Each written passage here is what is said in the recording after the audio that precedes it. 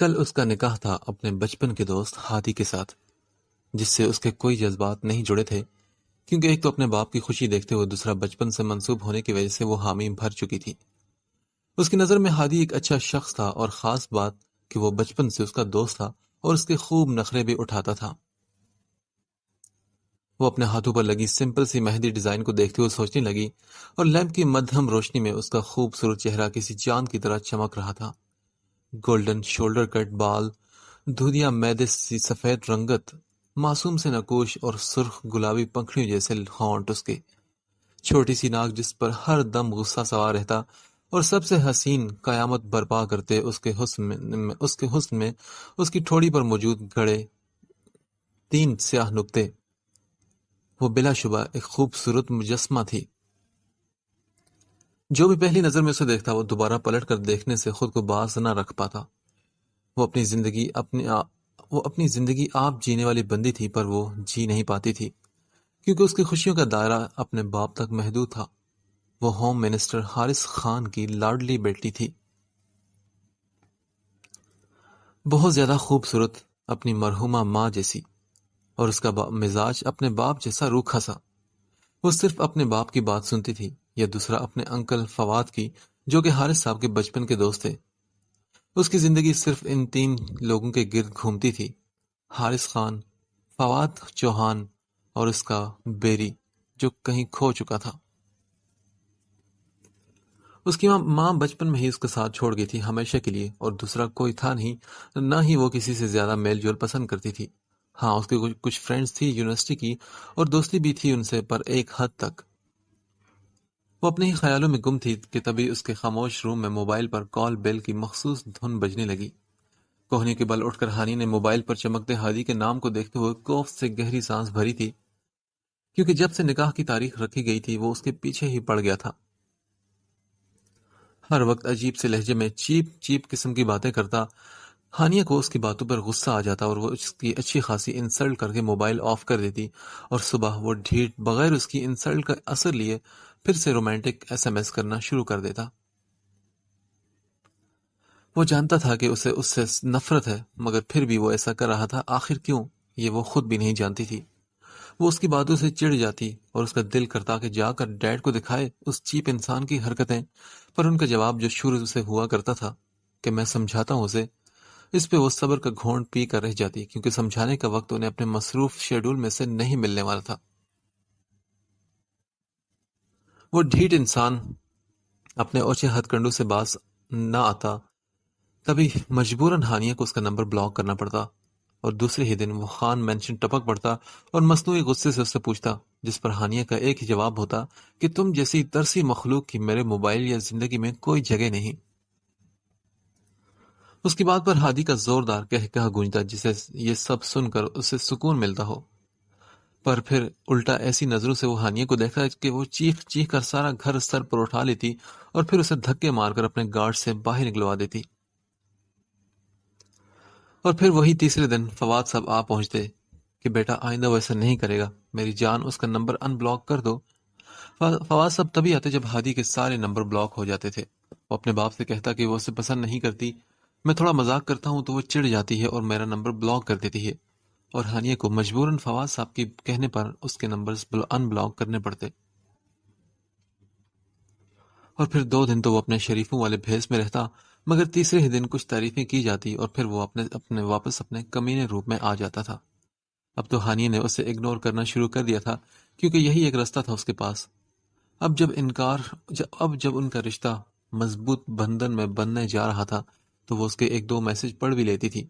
کبھی منہ ہی منہ میں سخت جملے بڑبڑا کر رہ جاتی، اور کبھی فنی میسج پر ہنس پڑتی، اگر اس کا موڈ اچھا ہوتا تو۔ کیا ہے، کیوں کال کی ہے تم نے اس ٹائم؟ وہ غصے سے اس سے پوچھنے لگی، تو دوسری طرف ہادی بھی ہنس پڑا، اپنی ہونے والی بیوی سے کچھ محبت بھری باتیں کرنے کے لیے اور ان پلوں کو یادگار بنانے کے لیے۔ وہ لفظوں میں محبت کی مٹھاس بھر کر بولا تو ہانیہ پر خاک بھی اثر نہ ہوا۔ اس وقت جب ہانیہ کی آنکھوں میں نیند بھر آئی تھی، اس کی بکواس سن کر اسے شدید غصہ آیا۔ جسٹ شٹ اپ ہادی، کس مٹی کے بنے ہو تم؟ ابھی ہماری شادی نہیں ہوئی جو تم مجھ سے ایسی گھٹیا گفتگو کرو، انڈرسٹینڈ؟ وہ دبے دبے لہجے میں اس سے غصے سے بولی تھی. سو واٹ ہنی، کل تو ہو جائے گی نا. ابھی مجھے نیند نہیں آ رہی اور اس وقت صرف تم ہو جس سے میں سکون حاصل کر سکتا ہوں. So don't waste our time. کچھ دن بعد تو ویسے ہی تمہیں میرے پاس آنا ہے تو مجھ سے کیسی شرم. وہ بیڈ گراؤنڈ سے ٹیک لگا کر ہاتھوں میں کشن دبوچ کر بولا تھا. دوسری طرف اس کے لہجے اور الفاظ پر ہانیہ کو تو جیسے کسی نے آگ لگا دی تھی. ہنی، اس سے پہلے کہ اسے سخت سست سناتی یا اسے اس کی اوقات یاد دلاتی، وہ خمار زدہ لہجے میں بولا، اور اس کی پکار پہ ہی ہانیہ کے جسم میں ایک سنسنی خیز لہر دوڑ گئی. اسے ہادی سے بے ساختہ گھن محسوس ہونے لگی تھی. تبھی وہ بولی، یو نو واٹ ہادی، مجھے اس وقت تم سے اتنی نفرت محسوس ہو رہی ہے کہ میرا دل کرتا ہے کہ تمہارا منہ نوچ لوں یا تمہارے چہرے پر اپنی ہیل اتار کر مار کر اس کا حشر بگاڑ دوں، پر افسوس کہ میں مجبور ہوں. اس لیے مجھے بہکانے کی ضرورت بالکل نہیں، کیونکہ میں ہانیہ حارث خان ہوں. میں کوئی عام لڑکی نہیں. تم جیسے تو کتے کی طرح میرے آگے پیچھے دم ہلاتے پھرتے ہیں. یہ تو میری بدقسمتی ہے کہ انہی کتوں میں سے ایک کو اپنی زندگی میں داخل کرنا پڑ رہا ہے، ورنہ میں تم جیسے تھرڈ کلاس گھٹیا انسان کو منہ بھی نہ لگاتی. کجا کے نکاح کرنا میرا بس چلے تو میں صبح ہی انکار کر کے تمہارے منہ پر دے ماروں. انڈرسٹینڈ مسٹر ہادی چوہان. غصے سے ساری دل کی بھڑاس نکال کر اس نے کھٹاک سے کال بند کر دی، پھر تکیہ درست کر کے بیڈ پر نیند دراز ہو کر اپنا بازو اپنی آنکھوں پر رکھ لیا. اچھی طبیعت صاف کی ہے آج. آئندہ اس طرح کی گھٹیا باتوں کی جرت بھی نہیں کرے گا. وہ منہ ہی منہ میں بڑبڑا کر کروٹ بدل گئی. ہادی کو غصے، نفرت اور بدلے کی آگ میں چھوڑ کر وہ سکون کی نیند سو گئی تھی. ہانیہ میڈم، جتنا اکڑنا ہے اکڑ لو. آنا تو تم نے میرے پاس ہی ہے، اور پھر میں بتاؤں گا تمہیں تمہاری اوقات. خطرناک ارادے لیے اس نے بھی سگریٹ سلگایا تھا. ہانیہ کی بے عزتی کرنے پر اس کے اندر ایک آگ بھڑک اٹھی تھی. وہ کون سا اسے پیار کرتا تھا؟ بس اس سے بھی ایک ضد تھی کہ اسے ہانیہ کو نیچا دکھانا ہے. تم ایک بار مل جاؤ ہانی، تمہیں تو میں ایسا سبق سکھاؤں گا کہ تم موت کی بھیک مانگو گی. نفرت اور زہر میں ڈوبا سا اس کا لہجہ تھا، اور وہ بہت دور کی سوچ لے کر بیٹھا تھا. سیاہ تاریک سنسان سڑک پر اس نے اپنی گاڑی منزل قریب آنے پر ایک سائڈ پر روک دی تھی. ہوڈی میں موجود وہ شخص ڈیش بورڈ سے پیپرز اٹھا کر باہر نکلا. آس پاس کے سفید بنگلے ایک دوسرے پر سایہ بنائے ہوئے تھے. وہ اسی تاریکی کا ایک حصہ لگ رہا تھا. اس سنسان سڑک پہ وہ اپنے مضبوط قدم اٹھاتا آگے بڑھ رہا تھا کہ اچانک اس کی جیب میں موبائل فون بج اٹھا. ہاں بولو کریم. کیا آپ آ رہے ہیں سر؟ کیونکہ سب کچھ ہینڈل کر لیا گیا ہے. کریم نے اس کی کال پہ کرتے ہی جلدی سے کہا. پہنچ گیا ہوں میں. اس نے یہ کہہ کر کال بند کر دی اور موبائل واپس اپنی جیب میں رکھا. پھر وہ چلتا ہوا ہوم منسٹر حارث خان کے مینشن کے سامنے رکا، اور پھر اس کی نظر اس عالی شان خان عمارت پر پڑی. جیب میں موجود پیپرز تھپاتے ہوئے وہ بیرونی دیوار پھلانگ کر اندر لان میں داخل ہوا. بلیک ڈاگز اور گارڈز کا چاروں طرف پہرا تھا، پر اس کے آدمی سب کچھ ہینڈل کر چکے تھے، سیکیورٹی فورسز سے لے کر کیمرز تک کو. اس نے بے فکر ہو کر قدم آگے بڑھائے اور سامنے موجود کمرے کی بالکنیوں کے ساتھ جڑے ہوئے پائپ پر چڑھنے لگا. بہت آہستہ سے، کسی چیتے کی طرح وہ پائپ پر چڑھتے ہوئے بیلکنی میں اس نے چھلانگ لگا دی، اور پھر وہ بآسانی اس کے کمرے میں تک پہنچ گیا جس کا اس کے آدمی نے اسے بتایا تھا. کھڑکیوں پر مصنوعی اسٹرابری کی لڑیاں اور دبیز سفید پردے لٹکے ہوئے تھے. اس کے خوبصورت ہونٹوں پر ایک مخصوص سی مسکراہٹ بکھری تھی. وہ پردے ہٹا کر کمرے میں داخل ہوا جہاں مہندی اور اس کی سانسوں کی ملی جلی خوشبو بہرام ملک کے نتنوں سے ٹکرائی تھی. لیمپ کی مدھم روشنی میں وہ چلتا ہوا اس کے پاس آیا. جہازی سائز بیڈ پر وہ سلک کی پنک نائٹی میں دنیا جہاں سے غافل میٹھی نیند کی آغوش میں تھی. بہرام ملک کی نظر اس کے ہاتھوں پر لگی مہندی پر پڑی. اس کے مسکراتے ہوئے ہونٹ سختی سے آپس میں بند ہو گئے، اور وہ چاند نگر کی شہزادی معلوم ہو رہی تھی کہ دل بے ساختہ اسے چھو کر محسوس کرنے کی خواہش کرنے لگا تھا. اس کی چھوٹی سی سرخ ناک پر دھرا غصہ اور ماتھے پر بل دکھے تو بہرام کے لب ایک بار پھر مسکرائے تھے. اسے فرصت میں سراہنے کا ارادہ کرتے ہوئے اس نے آہستہ سے لیمپ آف کیا اور اپنی گن نکال لی. وہ اس کے اتنا قریب بیٹھا تھا کہ وہ دونوں میں ہاتھ بھر کا فاصلہ رہ گیا تھا. نیند میں ہی کسی کی موجودگی اپنے آس پاس محسوس کر کے اچانک ہانیہ کی آنکھ کھلی.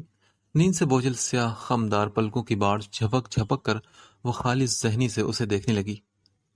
کون ہے؟ وہ اندھیرے میں ایک سائے اور اس کی سانسوں کی تپش اپنے قریب محسوس کر کے خوف سے ہگلا کر بولی تھی۔ بہرام ملک نے نظریں اس کی طرف اٹھائی اور اس اندھیرے میں ہانیہ خان کی بڑی بڑی نیند کے خمار سے بھری آنکھوں میں بہرام ملک نے اپنی نیلی سرد آنکھیں گاڑ دی۔ ہانیہ کی سانس اندھیرے میں اس کی چمکتی آنکھیں دیکھ کر رک سی گئی تھی۔ تم کون ہو؟ خوف سے اس کے ہاتھ پاؤں سن پڑ گئے تھے۔ اتنی رات میں کسی انجان کی اپنے کمرے میں موجودگی، اور وہ بھی اپنے اتنے قریب کہ اس کی سانسیں بھی وہ خود پر محسوس کر رہی تھی۔ خوف سے اس کے جسم میں سنسنی خیز لہر دوڑ گئی تھی۔ میں تمہارا ہونے والا شوہر ہوں۔ بہرام نے جھک کر اس کے کان میں سرگوشی کی تو ہانیہ کو رونا آ گیا۔ وہ اپنی سسکیاں اپنے حلق میں ہی دبانے کی کوشش کرنے لگی۔ وہ بہادر لڑکی اس وقت بھیگی بلی بنی ہوئی تھی۔ یہ خواب تھا یا حقیقت، اس کے شل اعصاب سمجھ نہیں پا رہے تھے۔ مزید جان تو اس شخص کے الفاظ نے نکال لی تھی۔ اس کے خوبصورت نینوں سے آنسو پھسلتے، اس کے رخساروں پر گرتے، اس کے بالوں میں جذب ہو رہے تھے۔ اس سے پہلے کہ وہ چیخو پکار کر کے سب کو اکٹھا کرتی، بہرام نے بہت آہستگی سے اس کے منہ پر اپنا باری ہاتھ جما دیا۔ شور نہیں ہنی، بالکل شور نہیں۔ بہرام نے اس کے کان میں سرگوشی کی تو ہانیہ اس کے لمس پر مچل گئی۔ وہ اس کی گرفت میں مچلتی ہوئی ساکت ہوئی، تبھی بہرام نے اس کے ماتھے پر پسٹل رکھ دی۔ کہا نہ شور مت کرو۔ اس نے سرد لہجے میں اس کے کان میں پھر سرگوشی کی تو ہانیہ خوف سے سفید پڑ گئی۔ اس کا وجود خوف سے سرد پڑتا، ہلنے سے انکاری ہو گیا تھا، البتہ اس کی آنکھیں زاروں کی طرح برس رہی تھی۔ تبھی بہرام ملک نے اسے حکم دیا، اٹھو۔ اس کے حکم پر ہانیہ نے انکار میں سر ہلایا تو بہرام نے اسے غصے سے دیکھا۔ میں نے کہا اٹھو تم۔ سرد ٹھٹھرات دینے والا لہجہ تھا اس کا۔ ہانیہ بے آواز روتی ہوئی اٹھ کر بیٹھ گئی۔ بہرام مسکرا دیا اور اپنی جیب سے پیپرز اور پن نکالا۔ موبائل کی روشنی اس کے گلابی سے چہرے پر ٹکا کر دونوں چیزیں ہانیہ کے سامنے کر دی۔ سائن کرو اس پر، یہ ہمارا نکاح نامہ ہے، آج اور ابھی ہمارا نکاح ہوگا۔ اس نے پن ہانیہ کی کپ کپاتی انگلی میں تھما دیا تھا۔ وحشت زدہ سی ہانیہ کی نظریں اس کے دستانے پہنے ہاتھوں پر گئی۔ نہیں، میں ایسا نہیں کروں گی۔ تم میرے ڈیڈ کو جانتے نہیں، انہیں جب معلوم ہوگا تو وہ تمہاری جان لے لیں گے۔ دونوں ہاتھوں میں چہرہ چھپا کر وہ پھر سے رو پڑی تھی۔ کل صبح اس کا ہادی کے ساتھ نکاح تھا اور ساری تیاریاں ہو چکی تھی۔ اس کے پاپا اور انکل کتنے خوش تھے اس نکاح سے۔ ہنی، میں جانتا ہوں تمہارے ڈیڈ کو اور تمہیں بھی اچھی طرح جانتا ہوں۔ اب تم ان پیپر پر سائن کر دو، جلدی کرو۔ گن اس کے ماتھے سے سرکتی اس کے بھیگے گال تک آئی اور ہانیہ کے ہاتھ پاؤں ٹھنڈے پڑ گئے۔ وہ اس وقت اس کے بالکل پاس بیٹھا تھا۔ اگر وہ ذرا سی بھی مزاحمت کرتی یا چیختی تو دوسرے ہی پل وہ اس پر حملہ کر دیتا۔ گن تو پہلے اس کے نشانے پر تھی، صرف ٹریگر دبانے کی دیر تھی اور وہ سیدھا اوپر۔ ہانیہ، سائن کرو، جلدی کرو، اس سے پہلے کہ میرا ارادہ بدل جائے۔ اس کی گردن پر گن رکھتے ہوئے وہ سرد آواز میں بولا۔ اب ہانیہ کے پاس سائن کرنے کے علاوہ کوئی چارہ ہی نہیں بچا تھا۔ تبھی اس نے پین تھاما اور کامتی ہوئی انگلیوں سے سائن کرنے لگی۔ تم کون ہو یہ تو بتا دو۔ سائن کرنے سے پہلے اس نے بھاری آواز میں التجا کی، جس پر بہرام ملک مسکرا دیا۔ بتاؤں گا ہنی ڈارلنگ، جب تمہیں رخصت کروانے آؤں گا تو سب کچھ بتاؤں گا۔ گن سے اس کا چہرہ اوپر کرتے ہوئے سرگوشی میں بول رہا تھا۔ بہرام نے اس کا سر اونچا کر کے اس کے پن والا ہاتھ پکڑ کر سائن والی جگہ پر رکھا۔ چلو اب سائن کرو، شاباش، جلدی کرو۔ اس کے کہنے پر نہ چاہتے ہوئے بھی ایک انجان شخص کے ساتھ رات کے اندھیرے میں نکاح جیسے پاک رشتے میں وہ بن گئی تھی، چاہے زبردستی ہی صحیح۔ اب اس کا نکاح ہو چکا ہے اور نکاح پر نکاح نہیں ہو سکتا۔ وہ اچانک ہی آیا تھا اور اس سے نکاح کر کے اسے روتا بلکتا چھوڑ کر چلا گیا تھا۔ تو کیا وہ جانتا تھا کہ کل اس کا نکاح ہے؟ وہ جاتے ہوئے کہہ کر گیا تھا کہ وہ اب اس کی امانت ہے اور وہ جلد ہی آئے گا اسے اپنا بنانے کے لیے۔ وہ کون تھا اور اسے اس تک پہنچنے سے اس کے باپ کی سخت سیکیورٹی فورسز بھی نہ روک پائیں۔ وہ آرام سے آیا اور اس سے نکاح کر کے چلا گیا، نہ اسے بتایا کہ وہ کون ہے، اس کا کیا نام ہے اور وہ کہاں رہتا ہے۔ بس وہ آیا، اسے ڈرایا دھمکایا اور گن پوائنٹ پر نکاح کر کے چلا گیا، اور وہ اسے روک بھی نہ سکی۔ اس سب کے دوران وہ پیپرز پر دھیان ہی نہ دے پائی کہ وہ سچ میں نکاح نامہ تھا یا صرف اس کا نکاح رکوانے کی کوئی چال تھی۔ ہنی، بیٹا دروازہ کھولو نا بچے، حارث صاحب نے بے بسی سے کہا۔ نو ڈیڈ، میں نہیں کھولوں گی دروازہ۔ وہ بیڈ پر بیٹھی اب ملازمین کی جگہ اپنے ڈیڈ کی آواز سن کر بھی غصے سے دھاڑی تھی۔ ڈیڈ آپ چلے جائیں ورنہ میں خود کو ختم کر لوں گی، پلیز گو۔ وہ بھاری آواز میں چیخ رہی تھی اور حارث صاحب کو تشویش ہونے لگی تھی۔ ویسے تو وہ اکثر ایسی حرکتیں کرتی رہتی تھی، کوئی بات موڈ کے خلاف ہو جائے تو وہ یوں ہی دروازہ بند کر کے بیٹھ جاتی تھی، پر آج اس کی روئی ہوئی بھاری آواز حارث صاحب کو مزید پریشانی اور گھبراہٹ میں مبتلا کر گئی تھی، کیونکہ کچھ ہی گھنٹوں بعد اس کا نکاح ہونا تھا۔ پورا خان مینشن دلہن کی طرح سجا ہوا تھا اور ایسے میں اس کا یوں کمرے میں بند ہو جانا انہیں پریشان کر گیا تھا۔ ابھی تو پارلر سے لڑکیاں اسے تیار کرانے کے لیے آئی تھی۔ یہ نکاح عام نوعیت کا نہ تھا، کیونکہ ملک کے مشہور بزنس ٹائکون فواد چوہان کے بیٹے اور ہوم منسٹر حارث خان کی بیٹی کے نکاح میں دنیا بھر کے امیر کبیر لوگ شرکت کی غرض سے آنے والے تھے، اور پھر ایسے نازک وقت پر ان کی بیٹی کا ایسا رویہ۔ حارث صاحب نے عبداللہ کو کمرے کی دوسری کیز لانے کا اشارہ کیا تو وہ لمبے لمبے قدم بھرتا وہاں سے چلا گیا۔ تھوڑی دیر میں وہ کیز لے کر واپس آیا اور کہا، سر پلیز لے لیجئے۔ حارث نے اسے جانے کا اشارہ کیا اور خود وہ کیز لے کر ڈور ان لاک کرتے اندر داخل ہوئے۔ سامنے ہی وہ عام سے سوٹ میں گھٹنوں میں منہ دیے بیٹھی ہولے ہولے رو رہی تھی۔ ہنی بیٹے کیا ہوا ہے میری جان؟ بابا کو بتاؤ نا۔ حارث صاحب لپک کر اس کے پاس پہنچے۔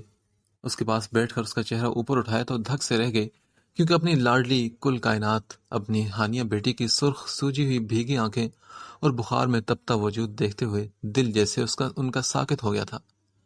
ہولے ہولے لرزتی وہ انہیں موت کے قریب کر گئی۔ ہانی نے اپنے باپ کو دیکھا، اس کے ساتھ ایک رات میں کیا کیا ہو گیا تھا، وہ اس بات سے بالکل انجان تھے۔ وہ ساری رات روتی رہی تھی اور ایک پل بھی خوف سے سو نہ سکی تھی۔ کہاں تھے آپ رات کو ڈیڈ؟ ٹھوڑی پہ موجود ان کے ہاتھ کو جھٹکتی وہ غصے سے پوچھنے لگی، اور حارث صاحب اس کے سوال پہ حیران ہوئے، پھر بولے، بیٹا میں تو اپنے روم میں تھا۔ انہوں نے اس کا چہرہ اپنے ہاتھوں کے پیالوں میں بھرا تو ہانیہ پھر سے سسک اٹھی۔ میری جان، میرا بچہ ہوا کیا ہے؟ مجھے بتاؤ تو، اپنے ڈیڈ کو کیوں تڑپا رہی ہو تم؟ بتاؤ نا کیا ہوا ہے؟ کیا بچپن کی طرح پھر سے کوئی برا خواب دیکھا ہے؟ انہوں نے اسے اپنے سینے سے لگاتے ہوئے پوچھا تو ہانیہ اپنے لب سختی سے کاٹنے لگی۔ اب وہ انہیں کیسے بتاتی کہ رات کو ایک انجان شخص اس کے روم میں آ کر اسے نکاح نامے پر سائن لے کر اسے اپنی امانت بنا کر چلا گیا تھا اور وہ کچھ بھی نہ کر سکی تھی۔ تبھی درد اور کرب سے انہیں پکارتی وہ اس طرح رونے لگی کہ حارث صاحب ایک بار پھر گھبرا اٹھے۔ انہوں نے اس کے گرد اپنی باہوں کا حصار قائم کر کے اسے اپنے تحفظ کا احساس دلایا، پر کیا فائدہ اب اس تحفظ کا، کیونکہ جو ہونا تھا وہ تو ہو چکا تھا۔ اب وہ ایک انجان شخص کی بن چکی تھی۔ ہنی کیا ہوا ہے؟ Please tell me my baby, what happened?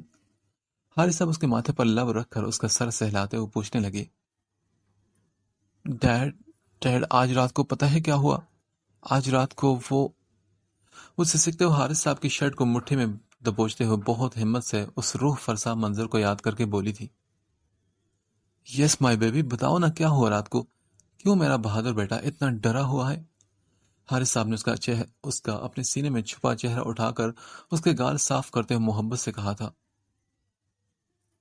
Dead, وہ رات کو کوئی آیا تھا میرے روم میں اور اس سے آگے اس سے کچھ بھی بولا نہ گیا اور حارث صاحب حیران سے رہ گئے تھے۔ کون تھا بیٹے اور کیوں آیا تھا؟ وہ گھبرا گئے تھے اس کی بات سن کر اور ان کے دل کو جیسے کسی نے مٹھی میں دبوچ لیا تھا۔ ڈیڈ، اس نے زبردستی گن پوائنٹ پر مجھ سے نکاح نامے پر دستخط بھی لے لیے۔ وہ اپنی بات مکمل کر کے چہرہ ہاتھوں میں چھپا کر پھر سے رونے لگی اور اس کی بات سن کر حارث صاحب ساکت سے بت بنے بیٹھے اسے روتا ہوا دیکھنے لگے۔ اب ان میں اتنی بھی طاقت نہیں رہی تھی کہ اسے چپ کرواتے یا کوئی دلاسا دیتے۔ اچانک ہی وہ غصے سے دھاڑے تھے۔ کون تھا وہ حرام خور؟ بتاؤ مجھے۔ ان کے دھاڑنے پر روتی ہوئی ہانیہ بھی سہم گئی تھی۔ میں نے کہا بتاؤ مجھے کون تھا؟ کس کی ہمت ہوئی اتنی کہ وہ حارث خان کی بیٹی کو ڈرانے دھمکانے کی؟ وہ حرام زادہ میرے گھر میں گھس آیا اور کسی کو خبر تک نہ ہوئی۔ غصے کے عالم میں ان کی دھاڑ پورے مینشن میں گونج اٹھی تھی۔ ڈیڈ، میں سچ میں نہیں جانتی۔ ہانی نے انکار میں سر ہلایا تو حارث صاحب ٹھٹکے تھے. پھر انہوں نے سوال کیا, کیا تم نے اسے دیکھا تھا؟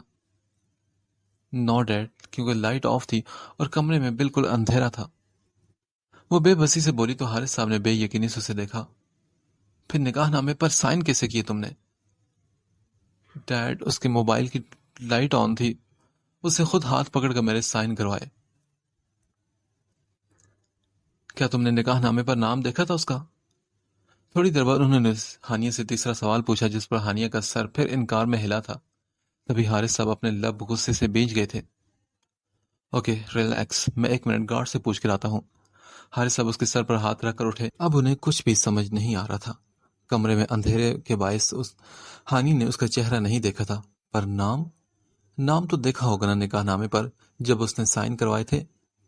انہی سوچوں میں گم ماتھے پر بل لیے وہ لب نیچے سیڑھیاں اترتے نیچے آیا اور اپنے گارڈز کو بلایا. رات میں تم سب کہاں تھے؟ وہ غصے سے پوچھنے لگے, جس پر سامنے کھڑے گارڈ نے انتہائی ادب سے ایک دوسرے گارڈ کو ناسمجھی سے دیکھتے ہوئے حارث صاحب کی طرف مڑ کر کہا, سر ہم تو آن ڈیوٹی تھے. اگر تم سب ڈیوٹی پر تھے تو وہ چور کیسے گھس آیا اندر؟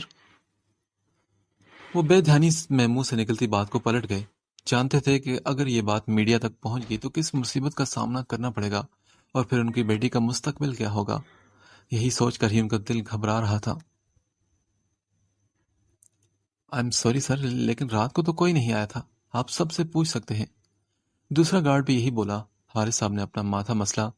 کیا کریں, کیسے, کیا وہ فواز سے بات کریں؟ پھر کچھ سوچتے ہوئے انہوں نے ہمت کر کے موبائل نکال کر گارڈز کو جانے کا اشارہ کیا اور پھر فواز چوہان کا نمبر ملا دیا. دوسری طرف سلام کے جواب پر انہیں فوراً گھر آنے کا کہتے ہوئے حارث صاحب نے فون بند کر دیا. ہانی بھی اٹھ کر اپنا ایک لباس نکالتی واش روم میں گھس گئی تھی اور تھوڑی دیر میں فریش ہو کر باہر نکلی. اپنے بکھرے بالوں کو سنوارتے ہوئے اس کی نظر اپنے ہاتھوں پر گئی جہاں کل ہادی کے نام کی مہندی لگی تھی. اب وہ تھوڑا بہت سنبھل گئی تھی. اپنی بزدلی کے بارے میں سوچ کر اب کڑ بھی رہی تھی. کیا ضرورت تھی اسے موت سے ڈر کر سائن کرنے کی؟ پر یہ بھی تو سچ تھا کہ جب موت سامنے ہو تو اچھے بے بس ہو جاتے ہیں اور خود کو بچانے کی بھرپور کوششیں کرتے ہیں. اس کی جگہ کوئی بھی ہوتا تو یہی کرتا. کیسا برا سایہ تھا اس کے اوپر, کیسے وہ اپنی امانت بنا کر اسے چلا گیا. میں تمہاری امانت نہیں ہوں یو باسٹرڈ. وہ پرفیوم کی بوتل شیشے پر مار کر چیخی اور بیڈ پر بیٹھ کر اس انجان شخص کی لگائی ہوئی آگ میں جلنے لگی. حارث صاحب نے بھی کمرے سے آتی آوازوں پر سر اٹھا کر پریشانی سے دیکھا. تبھی ایک گارڈ نے آ کر انہیں اطلاع دی, سر فواد چوہان صاحب آئے ہیں. کیا ہو حارث, خیریت ہے؟ تم نے صبح صبح بلا لیا مجھے. فواد صاحب پریشانی سے کہتے ہوئے اندر آئے تھے. ان کے پیچھے ہادی بھی موجود تھا. دونوں حارث صاحب سے ملتے ہوئے سامنے پڑے صوفے پر بیٹھ گئے. حارث صاحب کو ملازموں کی موجودگی میں بات کرنا صحیح نہ لگا تو وہ انہیں اپنے ساتھ لے کر اپنے کمرے میں آ گئے. کچھ بھی خیریت نہیں ہے فواد. ہمارا پتہ نہیں کون سا دشمن ہے جس نے رات کو ہانی کے روم میں آ کر زبردستی اسے نکاح نامے پر سائن لے لیے, اور جس طرح وہ چوروں کی طرح آیا تھا ویسے ہی واپس چلا بھی گیا. گارڈز کو اس نے بھینک تک نہیں پڑنے دی. ان کا کہنا ہے کہ وہ ساری رات ڈیوٹی پر موجود تھے, نہ ہی کوئی اندر آیا اور نہ ہی باہر گیا تھا. حارث صاحب کی بات پہ ان دونوں باپ بیٹا انہیں حیرت سے دیکھنے لگے. تم ہوش میں تو ہو حارث, کیا کہہ رہے ہو تم؟ فواز صاحب تھوڑی دیر بعد بے یقینی سے بولے تھے. یہی تو بات ہے فواد, کہ یہ سب کہتے ہوئے میں خود کو بھی ایک پاگل انسان محسوس کر رہا ہوں. حارث صاحب دونوں ہاتھ سر میں تھام گئے تھے. حارث صاحب کی بات پر دونوں باپ بیٹا حیرت اور بے یقینی کے عالم میں گھنگ سے بیٹھے تھے. کیا اس نے دیکھا اس آدمی کو؟ ہانی کو بلاؤ, ذرا جلدی کرو. فواز صاحب ہوش میں آ کر بولے. نہیں یار, ہانی نے انہیں نہیں دیکھا, کیونکہ کمرے میں اس وقت اندھیرا تھا اور لائٹ آف تھی, اور نہ ہی وہ اس کا نام جان سکی. وہ ایک انتہائی شاطر انسان تھا جو آیا اور بغیر ثبوت چھوڑے یہ سب کر کے چلا گیا. حارث صاحب کے کہنے پر فواد نے ہادی کی طرف دیکھا جس کے چہرے پر غصے کی لالی تھی. فواز صاحب اور حارث صاحب نے سارے کیمرے چیک کیے, پر وہاں گارڈز اور پہرا دیتے ڈاگز کے علاوہ کچھ نہیں تھا. یہ کیا مذاق ہوا تھا ان کے ساتھ؟ واہ انکل واہ, کیا پلان بنایا ہے آپ کی بیٹی نے. ہادی کے برداشت کا مادہ جب ختم ہوا تو وہ تالی بجا کر بولا تھا. پریشان سے بیٹھے حارث صاحب اور فواد صاحب نے اسے دیکھا.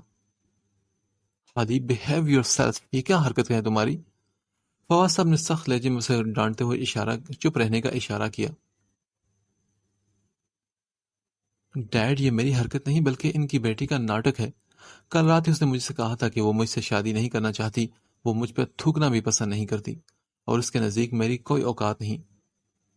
کتا ہوں میں، دم ہلاتا پھرتا ہوں اس کے آگے پیچھے۔ وہ حارث صاحب کو دیکھ کر بولا تھا، ہادی بیٹا مگر وہ ایسا کیوں کہے گی؟ حارث صاحب نے فواد کی آنکھوں میں سوچ دے کر پہلو بدلتے ہوئے کہا، وہ اس لیے انکل کہ میں اسے پسند کرتا ہوں مگر وہ نہیں۔ اسے لگتا ہے کہ میں ایک چیپ انسان ہوں اور تھرڈ کلاس قسم کا بندہ ہوں اور اس کے لائق نہیں۔ ہادی چیخ کر بولا۔ تبھی فواد صاحب نے اس کی غصے سے بلند ہوتی آواز کو دیکھ کر دھاڑتے ہوئے کہا، بس خاموش رہو ہادی تم۔ پھر وہ پریشان سے بیٹھے حارث صاحب کی جانب مڑے۔ حارث، یہ بھی تو ہو سکتا ہے کہ شاید اس نے کوئی برا خواب دیکھا ہو۔ آخر کوئی ثبوت بھی تو نہیں ہے نا اس کی بات کا، کوئی نام نشان نہیں، تو کیسے ایسا ہو سکتا ہے؟ مجھے لگتا ہے کہ ہانیہ دماغی طور پر راضی نہیں تھی اس نکاح کے لیے، اور اس وجہ سے شاید اس نے کوئی خواب دیکھ لیا ہو اور وہ ڈر گئی ہو۔ پہلے بھی تو وہ ایسے خواب دیکھا کرتی تھی نا۔ فواد صاحب کی تفصیلی بات اور سمجھانے پر وہ کچھ مطمئن ہوئے، پر وہ ہادی کی بات پر ابھی تک الجھے ہوئے تھے۔ ہاں یار، مجھے بھی ایسا لگتا ہے کہ شاید اس نے کوئی برا خواب دیکھا ہوگا۔ نہیں ہے کوئی برا خواب، وہ حقیقت تھا۔ آپ لوگوں کو یقین کیوں نہیں آتا ڈیڈ؟ اچانک وہ دروازے سے نکلتی ہوئی سرخ سوجے ہوئے چہرے کے ساتھ چلا کر بولی تھی۔ ہادی اور فواز صاحب نے اسے حیرت سے دیکھا پر بولے کچھ نہیں۔ ہنی، کیا تم نے ہادی کو کہا تھا کہ وہ تمہارے لائق نہیں اور تم اس سے شادی نہیں کرنا چاہتی؟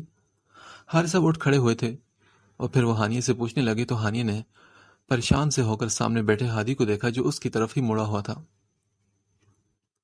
او، تو اس گھٹیا انسان نے آپ کو کہا ہے کہ یہ میرا خواب تھا؟ ہاں، پر ڈیڈ یہ خواب نہیں بلکہ حقیقت ہے، اور ہاں یہ بات اچھی طرح سے جان لے کہ میں اب اس سے شادی نہیں کروں گی، اور تب تک شادی نہیں کروں گی جب تک آپ مجھے اس انجان شخص سے طلاق نہیں دلواتے، اور تم سے تو میں پھر بھی شادی نہیں کروں گی ہادی، کیونکہ جسے میری بات پر یقین نہیں تو وہ جائے بھاڑ میں۔ میں ایک نکاح کے اوپر دوسرا نکاح ہرگز نہیں کر سکتی۔ غصے کی حالت میں جو اس کے منہ میں آیا وہ بد لحاظی سے کہتی ہوئی واپس سیڑھیاں طے کرتی اپنے روم میں آ کر بند ہو گئی۔ آپ نے دیکھ لیا نا انکل، اسے مجھ سے نکاح کرنا ہی نہیں تھا، یہ تو اس نے صرف ایک بہانہ بنایا تھا۔ ہادی بھی غصے سے مٹھیاں بھیجتا ایک ایک لفظ چبا کر بولا تھا۔ تو پھر حارث، کیا سوچا تم نے؟ فواز صاحب بھی اپنے بیٹے کی بے عزتی پر بڑی مشکل سے خود پر کنٹرول کیے بیٹھے تھے۔ کچھ نہیں فواد، جیسے چل رہا ہے چلنے دو، نکاح کی ساری تیاریاں ہو چکی ہیں، اب صرف شام کو نکاح کی رسم ادا کرتے ہیں۔ حارث صاحب کی بات پر ہادی کے چہرے کی سرخیاں واپس لوٹ آئی تھی۔ ہانی ڈارلنگ، تمہارا آئیڈیا تو فلاپ ہو گیا، اب میرا آئیڈیا دیکھنا کیسے کام کرتا ہے۔ اس نے سوچا اور پھر کچھ دیر بعد وہ فواد صاحب کے ساتھ واپس روانہ ہو گیا۔ حارث صاحب بھی اپنی بیٹی کے اس اچانک سے رویے پر بہت زیادہ پریشان تھے۔ وہ اپنے کمرے میں بیٹھے اس بات پر سوچ بچار کر رہے تھے، اور پھر وہ ہوا جو نہیں ہونا چاہیے تھا۔ ان کی بیٹی سارے مہمانوں کے سامنے اپنے باپ اور فواد صاحب کو شرمندہ چھوڑ کر انگلینڈ چلی گئی تھی۔ اس نے انہیں کسی کے سامنے نظر اٹھانے کے قابل تک نہیں چھوڑا تھا۔ میڈیا والوں کو انہوں نے بہت مشکل سے سنبھالا تھا۔ فواد صاحب اور ہادی کا بس چلتا تو اسے ابھی زمین میں زندہ گاڑ دیتے، جسے ان کی عزت کی ذرا برابر بھی پرواہ نہیں تھی۔ مگر وہ دونوں خود پر بہت کنٹرول کیے بیٹھے تھے۔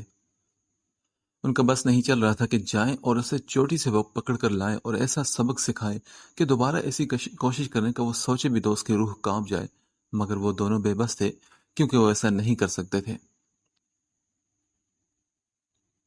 نو ڈیڈ، میں اب کبھی بھی واپس نہیں آؤں گی پاکستان میں۔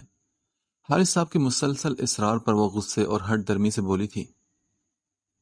ہنی بیٹا، کیوں اتنی ضدی ہو گئی ہو آپ؟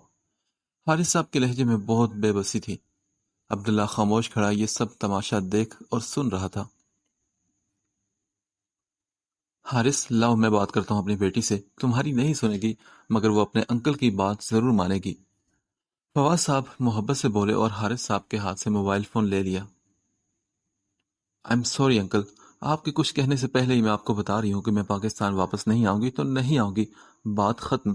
اگر کسی نے مجھے فورس کیا تو میں یہاں سوسائڈ کر لوں گی، انڈرسٹینڈ؟ فواز صاحب کے ہیلو کہنے پر وہ چیخ اٹھی تھی اور پاس بیٹھا ہادی بے ساختہ ہنسا تھا۔ فواز صاحب نے موبائل اسپیکر پر لگا کر درمیان میں موجود ٹیبل پر رکھا۔ حقیقت یہی ہے انکل، اسے مجھ سے شادی ہی نہیں کرنی تھی، نکاح تو بس بہانہ تھا۔ ہادی ناگواری سے بولا تھا اور حارث صاحب مسلسل اپنی پیشانی مسل رہے تھے۔ اب تو انہیں بھی ہادی کی باتیں سچ لگ رہی تھی۔ ڈیڈ، آپ اس کمینے کے کہنے پر اعتبار مت کیجیے گا، کیونکہ میں سچ کہہ رہی ہوں۔ ڈیڈ، اس رات سچ میں اس آدمی نے مجھ سے نکاح کیا تھا۔ اب کی بار وہ انہیں یقین دلانے کے لیے بے بسی سے کہتے ہوئے رو پڑی تھی۔ انف ہنی، بہت ہو چکا۔ میں کچھ بول نہیں رہا تو تم سب کو پاگل بنا رہی ہو۔ کیسے کوئی آ سکتا ہے اتنی سخت سیکیورٹی میں، اور وہ بھی تمہارے کمرے میں آ کر تم سے نکاح نامے پر سائن لے کر چلا گیا؟ مطلب حد ہوتی ہے جھوٹ بہانے بنانے کی۔ حارث صاحب بھی غصے سے دھاڑ اٹھے تھے اور دوسری طرف ہانیہ نے اپنی آنکھیں صاف کی۔ آپ میرا یقین مت کریں ڈیڈ، لیکن یہی سچ ہے۔ وہ آیا تھا اور مجھ سے نکاح نامے پر سائن لے کر چلا گیا۔ ٹرسٹ می ڈیڈ، یہ حقیقت ہے، میرا خواب نہیں تھا۔ وہ روتے ہی بھاری آواز میں گڑ گڑا کر بولی تھی۔ فواد صاحب نے حارث صاحب کے پریشان چہرے کو دیکھا۔ ہنی، تم مجھے پاگل کر دو گے بیٹا۔ وہ کمزور لہجے میں بولے تو ہانیہ نے غصے سے آنسو صاف کرتے ہوئے کال کٹ کر دی اور موبائل فون دیوار پر دے مارا۔ Relax darling. نینی نے ٹی وی سے نظریں ہٹا کر اسے سرخ چہرے کو دیکھا تو ہانیہ نے اپنی سبز آنکھیں ان کی طرف اٹھائی۔ نینی، کیا آپ کو بھی مجھ پر ٹرسٹ نہیں ہے؟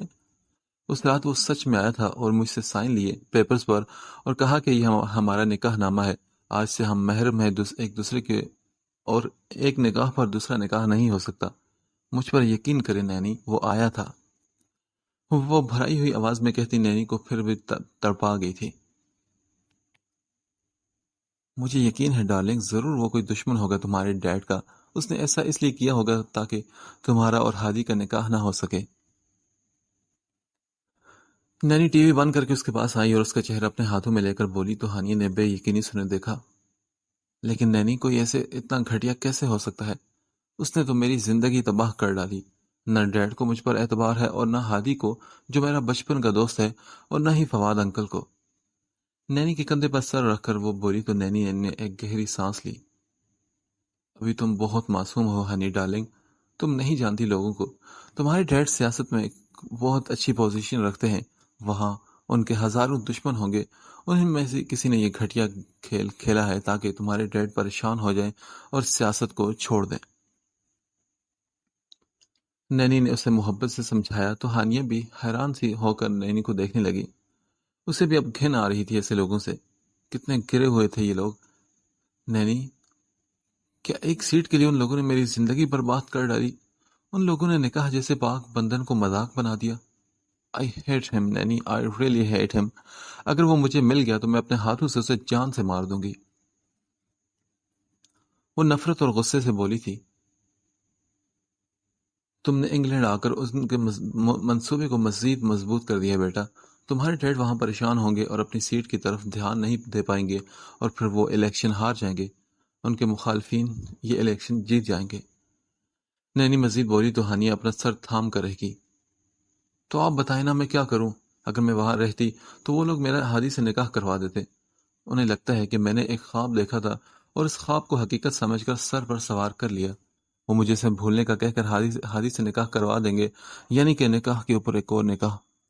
وہ کرب سے بولی اور اس کے لہجے میں بے بسی کے تمام تر رنگ شامل تھے۔ کچھ دیر دونوں کے بیچ خاموشی رہی۔ ہانیہ نینی کے کندھے پر سر رکھ کر سسکتی رہی۔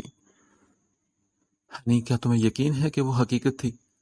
ڈارلنگ، ذرا سوچے کہ کوئی کیسے یہاں ایسے اچانک تمہارے روم میں آ کر تم سے نکاح کر سکتا ہے؟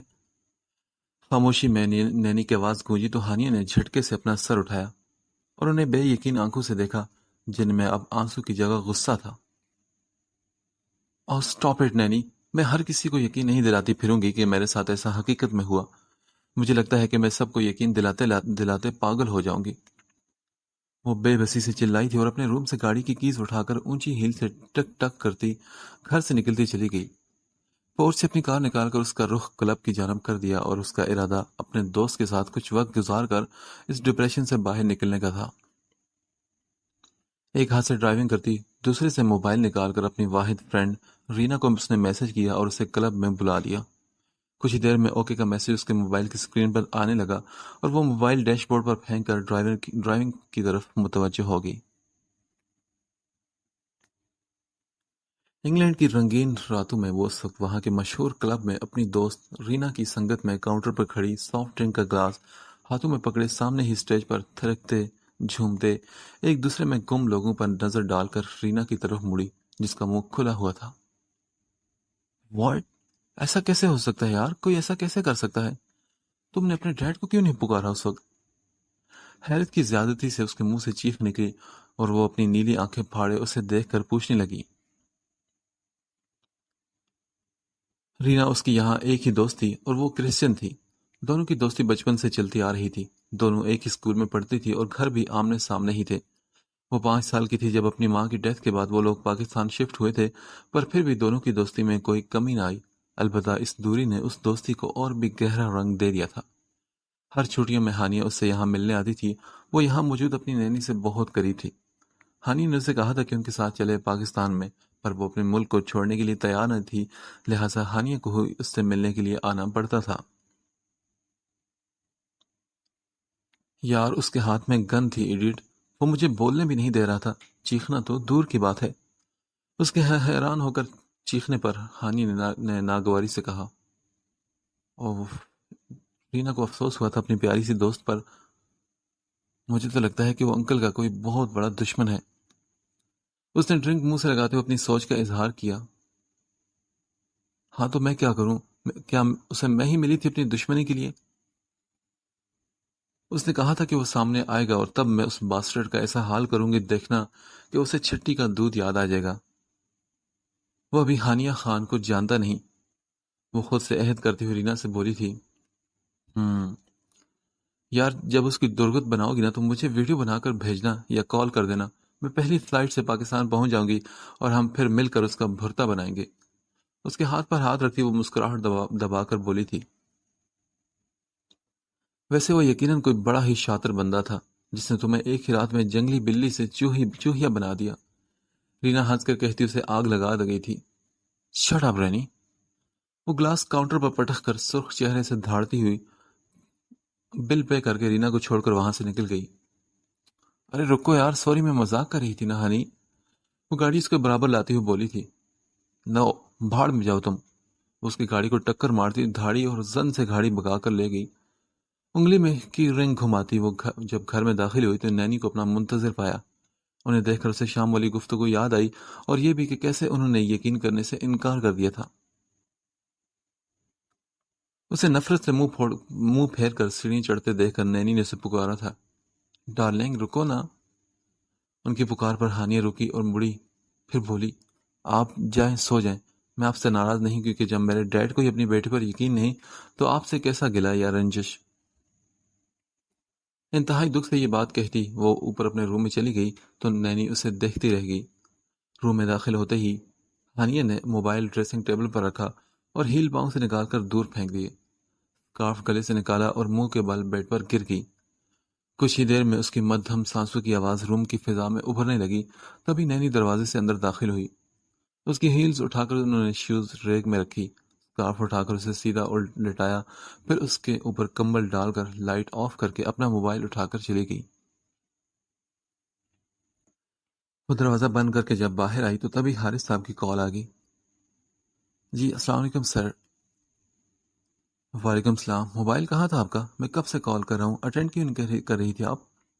وہ کچھ غصے سے بولے تو نینی نے گھبرا کر کہا، I am sorry sir, mobile baby لے کر گئی تھی۔ سیڑھیاں اترتی نینی ان کے لہجے میں صورتحال کی زیر اثر غصہ محسوس کرتی نرمی سے بولی تھی۔ کیا وہ واپس آ گئی؟ کہاں ہے اس وقت؟ انہوں نے بےتابی سے پوچھا تو نینی نے کہا، جی وہ آ گئی اور ابھی سو رہی ہے۔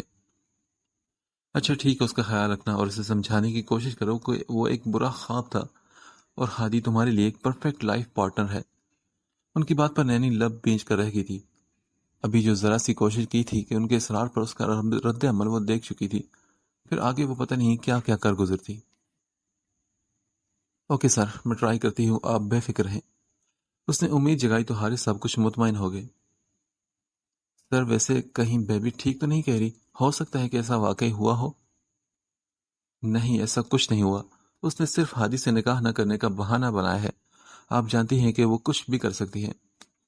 حارث صاحب کی بات پر نینی نے سر ہلایا۔ اب وہ کیا کر سکتی تھی؟ جب اس کا باپ یہ کہہ رہا تھا تو وہ کون ہوتی تھی؟ کال کٹ جانے پر وہ سر جھٹک کر رہ گئی۔ البتہ وہ ہانیہ کے لیے فکر مند ضرور تھی۔ وہ ہادی کے ساتھ شادی کے لیے تیار نہیں تو کیا ضرورت تھی اپنی بیٹی کو یوں مجبور کرنے کی کہ وہ اس طرح کے انتہائی قدم اٹھانے پر مجبور ہو گئی۔ سر، ایک بری خبر ہے۔ بہرام ملک کی اجازت ملنے پر کریم اندر آ کر انتہائی ادب سے بولا تھا۔